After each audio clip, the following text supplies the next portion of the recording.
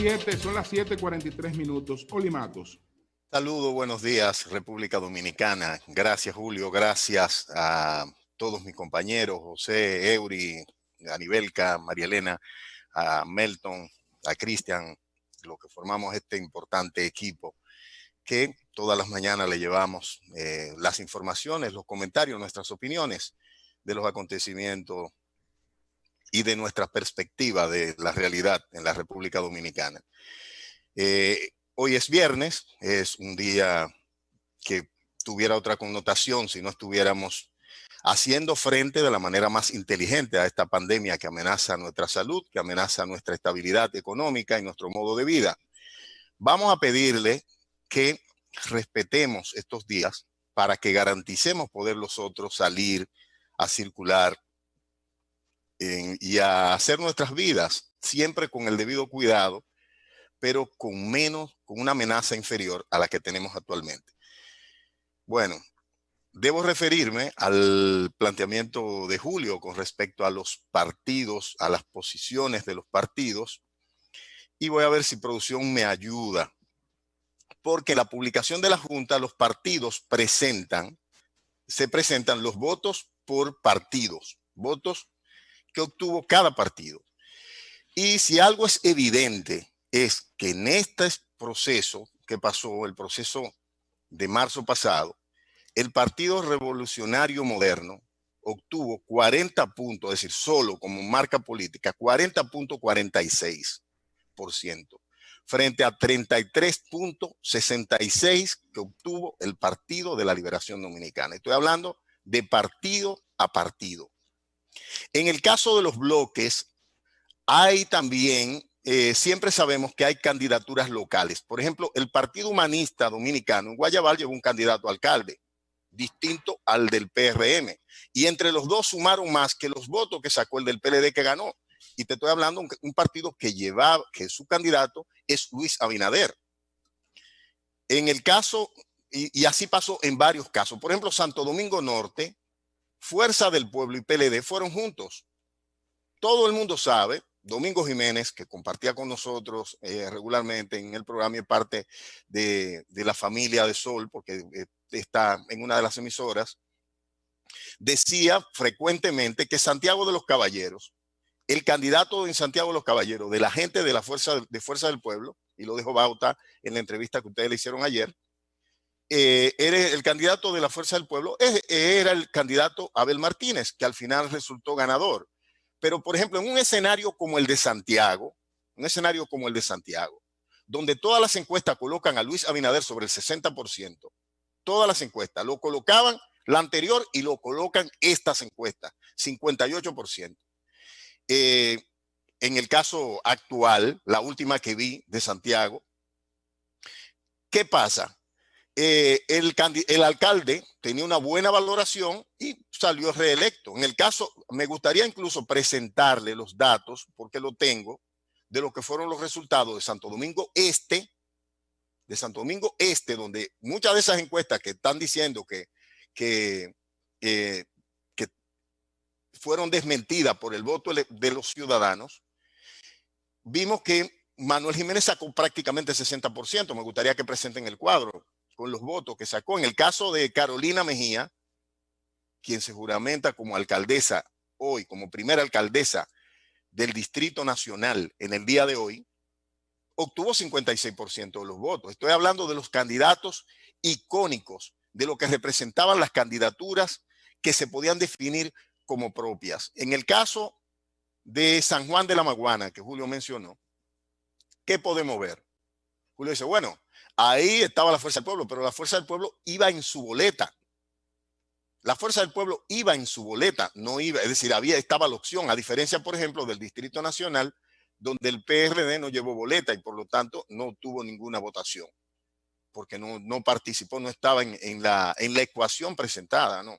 Con candidatura. Por primera vez el PRD quedó sin un bloque de regidores en el Ayuntamiento del Distrito Nacional. Es decir, que ese partido prácticamente ha menguado tanto que se ha reducido a una expresión mínima. Si usted lo ve, es un partido que se ha convertido en un partido igual que que el Partido Humanista, igual que cualquiera de los partidos que Dominicano por el Cambio, con ese mismo volumen, incluso inferior a marcas como Alianza País, entre otros. Entonces, ¿cuál es la realidad que tenemos? La verdad es que hay sectores de los que están en el gobierno que están celebrando la crisis que tenemos del coronavirus. ¿Por qué? Porque saben que no tienen posibilidad de ganar unas elecciones. Entonces, toda esa gente usted lo escucha ¿cómo? Diciendo que no quiere que haya elecciones. Algo que Julio decía y comparto es que tanto República Dominicana como Estados Unidos de América tienen una fecha pautada para las elecciones. ¿Cuándo son las elecciones en la República Dominicana? Las elecciones deben ser antes de agosto. Una situación de fuerza mayor que está establecida en nuestra legislación posterga cualquier proceso, puede postergarlo como hizo la Junta Central Electoral. Pero el presidente Barack Obama decía con muchísima sabiduría y su experiencia de 8 años de gestión, incluso en crisis en Estados Unidos, que lo que menos se le puede impedir al ciudadano en una coyuntura especial como esta es que tenga la libertad, que tenga el derecho de elegir quiénes quieren que le dirijan. Es decir, qué tipo de dirigente se quiere dar. Y sobre todo en un país como este, donde el cuestionamiento por los malos manejos en la gestión pública, por la corrupción, no han sido denunciados solo por la oposición, sino que miembros del comité político, como el propio Felucho Jiménez, ha hablado de que gente ha ido a enriquecerse de manera brutal al gobierno y que compran aviones y que compran barcos y que regalan apartamentos. Eso no lo está diciendo Limatos, eso lo está diciendo Felucho Jiménez en este gobierno de Danilo Medina, del cual él es parte y es padre incluso del ministro de Economía.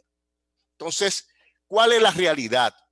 Porque es evidente que si las elecciones presidenciales hubieran sido el día que se celebraron las elecciones municipales, Luis Abinader había quedado convertido en el presidente de la República, porque las encuestas que afirmaban que los candidatos Carolina, Manuel Jiménez, Abel Martínez, y para no mencionar nada más lo del PRM, sino mencionar también lo del PRD, Abel Martínez, Cholitín, el propio Carlos Guzmán, que decían, esas encuestas decían que si hubiera sido las elecciones, Luis sacaba más del 56% de los votos a nivel nacional, y que en el único sitio donde el candidato del gobierno estaba compitiendo, en el sur, donde vive poca gente, y de manera poco explicable, derrotó al candidato que ganó en los grandes centros urbanos, que fue Leonel Fernández, la primaria del PLD. Entonces, ¿cuál es la realidad del Partido de la Liberación Dominicana en este escenario? Que para el PLD correr es morir cansado. ¿Por qué? Porque los cuestionamientos a la elección de Gonzalo no vienen de nosotros, de la gente que no apoyamos al PLD. Vienen de la gente que eran parte del PLD y que incluso estaban al frente del PLD, que son los ex miembros del PLD que hoy forman parte de la Fuerza del Pueblo. El PLD es un partido dividido. El PLD es un partido dividido ¿entre quiénes? Entre quienes estuvieron en el gobierno los primeros 8 años, entre el 2004 y 2012, y los que están en el gobierno, que en una parte son los mismos, hasta ahora el 2020. Se trata de un partido longevo en el poder, tiene un método que la gente lo conoce y de la cual la gente tiene un hartazgo. Yo estoy convencido que si las elecciones hubieran sido en febrero, los resultados hubieran sido lo mismo, igual hubieran sido. El incidente que pasó, ahí la Junta debe hacer su investigación y las autoridades deben hacerla a través del Tribunal Superior Electoral. Pero negar la realidad diciendo que el bloque, incluso gente que votó por, no todo el que votó por Abel va a votar por Gonzalo, no todo el que votó por Carlos Guzmán va a votar por Gonzalo. Incluso yo conozco gente aquí que pudo haber votado por Domingo Contreras y no iba a votar por Gonzalo, que me lo habían expresado a mí. Y estoy hablando de casos particulares. Pero cuando tú dices casos generales, te estoy hablando de que en decenas de lugares, Fuerza del Pueblo, que es quien cuestiona la elección del candidato PLDista, dice que no llevaba candidato porque ellos estaban apoyando a los candidatos del Partido de la Liberación Dominicana. Eso sobre ese tema. Y sobre esto, Julio, yo quiero que me permita brevemente leer una comunicación brevísima que le envía, pero importantísima, el doctor Roberto Fulcar a los alcaldes del Partido Revolucionario Moderno que han de asumir hoy. Como él lo puso 5 puntos, voy a leer los 5 puntos y voy a ahorrarme los detalles porque sé que el tiempo es oro y que la gente quiere escuchar muchas informaciones, pero esta es una información importantísima. Lo que el doctor Roberto Fulcar le está planteando a los alcaldes es que la situación, es decir, primero felicitándolo, segundo diciéndole que la sociedad confió en ellos, así como también nosotros estamos apostando a ustedes, a su buena gestión, a su compromiso con los ciudadanos. Lamentablemente no se puede celebrar la victoria como hubiéramos querido. Lo ideal pudiera ser celebrar ya los 4 años de gestión con la alegría de haber cumplido, con cada una de las promesas que se hicieron o haber compartido con los ciudadanos en esta lucha por superar el caso de la propia pandemia que nos amenaza. Plantea también, Julio, que no olviden jamás lo que prometieron a los electores. Que sean los mismos, que se comuniquen con ellos de la misma manera. Que piensen que se deben a ese elector, a ese ciudadano que depositó su confianza en ellos, que es la única garantía de devolverle a esta sociedad la alegría y la felicidad de sentir que tiene dirigente, cuya diferencia es entre el ejecutivo de un municipio, sea un regidor, sea un concejal, independientemente del puesto, y cualquier ciudadano, sean las funciones. Bueno, eso es un excelente llamado y me permití leerlo con todas las limitaciones de tiempo, Julio, y te agradezco y le agradezco al equipo. Bueno, pues antes de irnos a la pausa, vamos con el comentario de Eury Cabral.